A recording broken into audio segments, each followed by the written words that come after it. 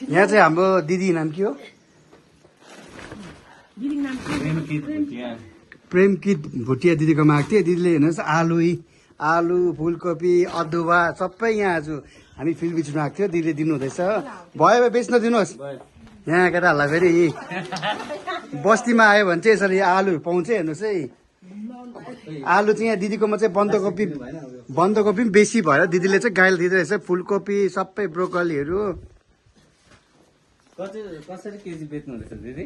हजुर आलु चाहिँ 40 रुपियाँ केजी बेच्नु भयो। दिदी बारेमा एक दुई शब्द भाइले भनिदिनु पर्यो।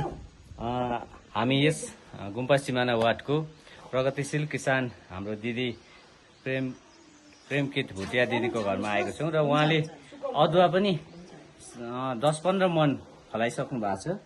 अनि त्यसरी नै आलु पनि 10-15 मन चाहिँ बेचिसक्नु भएको छ र कम्ती रहेको चाहिँ सबैजनालाई दिनुहुँदैछ। आफ्नो आफन्त अनि सर डिपार्टमेन्टको कतिजना सर म्याडमहरूलाई पनि दिनुहुँदैछ है, उहाँ खुसीको साथमा। अनि उहाँले जति पनि डिपार्टमेन्ट एग्रिकल्चर डिपार्टमेन्ट हर्टिकल्चर विभिन्न डिपार्टमेन्टबाट ल्याउनु भएको बिउ बिजनहरू पनि रोपेर यति राम्रो कोपी फलाउनु भएको छ।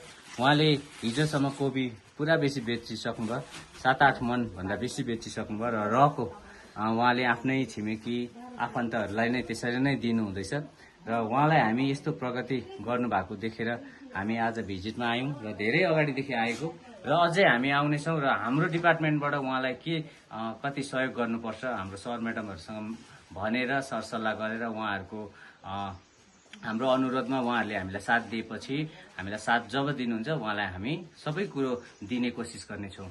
हुन्छ, धन्यवाद।